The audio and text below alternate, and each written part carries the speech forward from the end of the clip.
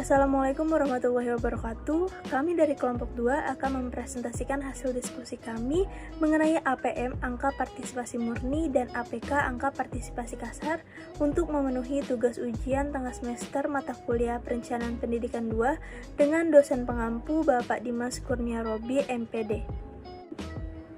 Sebelum lanjut membahas materi yang akan kami sampaikan, izinkan saya untuk memperkenalkan anggota dari kelompok 2. Yang pertama di sini ada saya sendiri, April Liriana Damayanti. Lalu berikutnya ada Fatia Ainun Hakim. Berikutnya ada Fitri Pidia Mahesa. Lalu berikutnya ada M. Iksan Ansori. Dan yang terakhir ada Sarah Ailan Nur. Nah, materi yang pertama yang akan kami bahas yaitu mengenai APM atau angka partisipasi murni. Nah, apa sih APM itu? Jadi di sini ada definisi mengenai APM atau angka partisipasi murni, yaitu adalah persentase siswa dengan usia yang berkaitan dengan jenjang pendidikan dari jumlah penduduk usia yang sama. Lalu bagaimana sih cara kita menghitung atau mengetahui angka partisipasi murni di jenjang pendidikan tertentu? Jadi, untuk mengetahui APM di suatu jenjang pendidikan didapat dengan membagi jumlah siswa atau penduduk usia sekolah yang sedang bersekolah dengan jumlah pendidikan kelompok usia yang berkaitan dengan jenjang sekolah tersebut. Nah, dapat dirumuskan dengan APM pangkat TH sama dengan E pangkat TH, A dibagi dengan P pangkat TH, A dikali 100, di mana E pangkat T, H, A merupakan jumlah siswa atau penduduk kelompok usia A yang bersekolah di tingkat pendidikan H pada tahun T. Nah, untuk P pangkat T, H, A merupakan jumlah penduduk kelompok usia A yang berkaitan dengan usia sekolah standar di tingkat pendidikan H. Sebagai contoh, ketika kita ingin mengetahui atau menghitung APM pada jenjang pendidikan sekolah dasar, yaitu dengan jumlah pendidikan usia 7 sampai dengan 12 tahun yang sedang bersekolah di tingkat SD dibagi dengan jumlah penduduk usia 7 sampai dengan 12 tahun. Kenapa 7 sampai dengan 12 tahun? Karena 7 sampai dengan 12 tahun ini merupakan angka atau usia standar untuk tingkat SD. Lalu dalam menghitung APM ini beberapa data yang kita perlukan. Yang pertama, jumlah penduduk kelompok usia sekolah yang masih bersekolah di tingkat pendidikan tertentu. Yang kedua, ada jumlah penduduk kelompok usia sekolah yang standar, yaitu contohnya misalnya kelompok usia sekolah dasar itu ada di 7 sampai dengan 12 tahun. Untuk SMP ada di 13 sampai 15 tahun dan SMA ada di 16 sampai 18 tahun. Lalu berikutnya di sini ada interpretasi. Jadi nilai APM ini akan berkisar dari 0 sampai dengan 100. Tidak mungkin ditemukan adanya APM lebih dari 100. Karena jumlah siswa atau pembilang merupakan bagian dari jumlah penduduk usia tertentu, yaitu pada penyebut. Nah, selisih antara APK dan APM ini menunjukkan proporsi siswa yang tertinggal atau terlalu cepat bersekolah. Nah, kelemahan dari APM ini adalah kemungkinan adanya kekurangan estimasi karena siswa di luar kelompok usia yang standar di tingkat pendidikan tertentu. Jadi contohnya, seorang anak usia 6 tahun bersekolah di SD, kelas 1 tidak akan masuk dalam perhitungan APM karena usianya lebih rendah dibanding dengan kelompok usia standar SD yaitu 7 sampai dengan 12 tahun. Nah, selanjutnya kita masuk kepada pembahasan APK atau disebut dengan angka partisipasi kasar. Angka partisipasi kasar adalah proporsi anak sekolah pada satu jenjang pendidikan tertentu dalam kelompok umur yang sesuai dengan jenjang pendidikan tersebut. Semakin tinggi APK berarti semakin banyak anak usia sekolah yang bersekolah di satu jenjang pendidikan pada suatu wilayah. APK ini digunakan untuk mengukur keberhasilan program pembangunan pendidikan yang diselenggarakan dalam rangka memperluas kesempatan bagi penduduk untuk mengenyam pendidikan. APK merupakan indikator yang paling sederhana untuk mengukur daya serap penduduk usia sekolah di masing-masing jenjang pendidikan tersebut. Selanjutnya kita masuk kepada interpretasi APK angka partisipasi kasar. Jadi nilai APK bisa lebih dari 100% karena populasi murid yang bersekolah pada suatu jenjang pendidikan tertentu mencakup anak di luar batas usia sekolah pada jenjang pendidikan tersebut. Penyebabnya adalah adanya pendaftaran siswa usia dini, pendaftaran usia siswa yang telat bersekolah, atau pengulangan kelas. Hal ini juga dapat menunjukkan bahwa wilayah tersebut mampu menampung penduduk usia sekolah lebih dari target yang sesungguhnya. APK yang tinggi menunjukkan tingginya tingkat partisipasi sekolah tanpa memperhatikan ketetapan usia sekolah pada jenjang pendidikan. Contoh APK SM Kota Banda Aceh tahun 2013 sebesar 61,32%. Artinya, persentase penduduk berusia 16 sampai 18 tahun di Kota Banda Aceh yang bersekolah di tingkat SM sekitar 61%.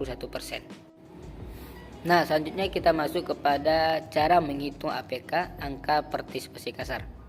Sebelumnya kita tentuin dulu nih data yang diperlukan.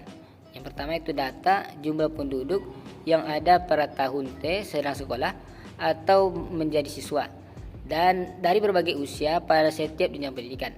Dan yang kedua itu data jumlah penduduk per kelompok usia standar. Contohnya kelompok usia anak SD yang sebagaimana yang kita ketahui, anak usia SD itu sekitar umur 7 sampai 12 tahun, dan anak SMP sekitar umur 13 sampai 15 tahun, dan anak SMA atau setingkatnya itu sekitar umur 16 sampai 18 tahun. Nah, cara menghitungnya itu jumlah murid anak SD atau sederajat kita bagikan dengan jumlah penduduk usia 3 sampai 6 tahun. Sebagaimana yang kita ketahui itu umur dari anak sekolah PAUD sekitar umur 3 sampai 6 tahun. Terus hasilnya dikalikan dengan 1%. Begitu selanjutnya dengan anak SD, jumlah murid SD atau sederajat dibagikan dengan jumlah penduduk usia 7 sampai 12 tahun dan hasilnya dikalikan dengan 100%. Begitu juga dengan SMP, jumlah murid SMP atau sederajat kita bagikan dengan jumlah penduduk usia anak SMP itu sekitar 13 sampai 15 tahun, terus hasilnya dikalikan dengan 100%. Begitu juga dengan anak SMP atau sederajat, jumlah murid SMA dibagi dengan jumlah penduduk usia anak SMA itu sekitar 16 sampai 18 tahun. Terus hasil dari perkalian dari jumlah murid SMA atau sederajat dibagi dengan jumlah penduduk usia 16 sampai 18 tahun, terus dikalikan dengan 100%.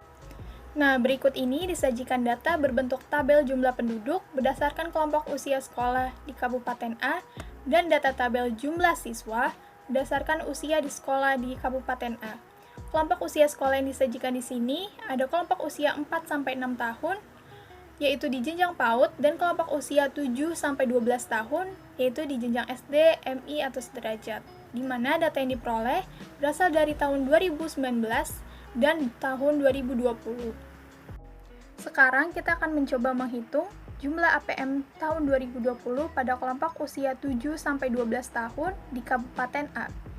Data yang akan digunakan dalam perhitungan ini berdasarkan data tahun 2020. Nah, kalian bisa lihat dari data yang dilingkarin ini yaitu data jumlah penduduk usia 7 sampai 12 tahun yang berjumlah 21.035 orang dan data jumlah siswa usia 7 sampai 12 tahun yang berjumlah 19.932 orang. Selanjutnya, kita akan langsung mencoba menghitung dari soal ini. Kalian pasti sudah paham kan apa sih rumus perhitungan APM dari penjelasan sebelumnya? Pada perhitungan awal APM ini sama dengan jumlah siswa usia 7 sampai 12 tahun yaitu 19.932 dibagi dengan jumlah penduduk usia 7 sampai 12 tahun yaitu 21.035 dikali dengan 100%. Nah, kita hitung terlebih dahulu 19.932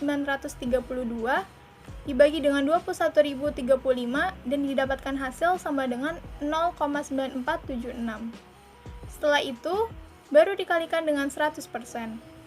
Maka hasil akhir yang didapatkan yaitu APM tahun 2020 pada kelompok usia 7 sampai 12 tahun atau pada jenjang SDMI atau sederajat di Kabupaten A berjumlah 94,76%. Yang jika dibulatkan menjadi 95%. Dari hasil ini artinya bisa diberikan kesimpulan bahwa dari 100 penduduk usia 7 sampai 12 tahun, 95 orang diantaranya bersekolah di bangku SD. Berikut ini adalah data dari jumlah penduduk berdasarkan kelompok usia sekolah dan juga jumlah siswa berdasarkan kelompok usia sekolah di Kabupaten A.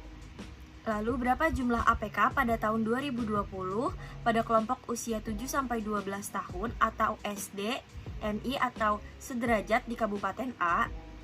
Seperti yang kita ketahui, rumus APK yaitu jumlah murid sekolah dibagi jumlah penduduk usia sekolah lalu dikalikan 100. Maka dapat dihitung jumlah penduduk usia sekolah pada usia 7-12 tahun di tahun 2020 yaitu 21.035 dibagi dengan jumlah siswa kelompok usia 7 tahun sampai 12 tahun di tahun 2020 yaitu 19.932 lalu dikalikan 100. Maka didapatkan hasil 1,0735 dikali 100%. Maka didapatkan 107%. Yang berarti jumlah APK tahun 2020 pada usia 7-12 tahun yaitu 107%. Oke, setelah mempelajari konsep dan juga cara menghitung APM dan APK, berikutnya saya akan menjelaskan manfaat dari APM dan APK. Jadi, manfaat APM adalah untuk menunjukkan seberapa besar penduduk yang bersekolah tepat waktu atau menunjukkan seberapa besar penduduk yang bersekolah dengan umur yang sesuai dengan ketentuan kelompok usia sekolah di jenjang pendidikan yang sedang ditempuh. Lalu selanjutnya adalah manfaat dari APK. Yang pertama yaitu untuk menunjukkan seberapa besar umumnya tingkat partisipasi penduduk pada suatu tingkat pendidikan. Lalu yang kedua yaitu untuk menunjukkan berapa besar kapasitas sistem pendidikan dapat menunjang atau untuk menampung siswa dari kelompok usia sekolah tertentu. Dan yang ketiga yaitu sebagai indikator pelengkap dari indikator APM, sehingga dapat ditunjukkan besarnya penduduk yang bersekolah pada suatu jenjang namun usianya belum mencukupi atau bahkan usianya melebihi dari usia sekolah yang seharusnya. Baik, setelah mempelajari APM dan juga APK, berikutnya saya akan memberikan atau menjelaskan kesimpulan dari pembelajaran APM dan APK. Jadi nilai APM ini bisa berkisar antara 0 sampai 100. APM menunjukkan seberapa banyak penduduk usia sekolah yang sudah dapat memanfaatkan fasilitas pendidikan sesuai pada jenjang pendidikannya. Lalu secara umum, APM akan selalu lebih rendah dari APK karena APK memperhitungkan jumlah penduduk di luar usia sekolah pada jenjang pendidikan yang bersangkutan. Lalu, nilai APK bisa lebih dari 100% karena populasi murid yang bersekolah pada suatu jenjang pendidikan tertentu mencakup anak di luar batas usia sekolah pada jenjang pendidikan tersebut. Penyebabnya ini adalah adanya pendaftaran siswa pada usia dini, pendaftaran siswa yang telat bersekolah, atau adanya pengulangan kelas. Hal ini juga dapat menunjukkan bahwa wilayah tersebut mampu menampung penduduk usia sekolah lebih dari target yang sesungguhnya.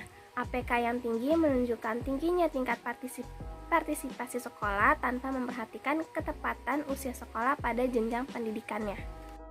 Oke, sekian pembahasan materi mengenai APM dan juga APK dari kelompok 3. Semoga pembahasan dan penjelasan tersebut bisa dipahami dengan jelas dan dapat bermanfaat untuk sekarang, besok, dan seterusnya. Sekian, terima kasih. Wassalamualaikum warahmatullahi wabarakatuh.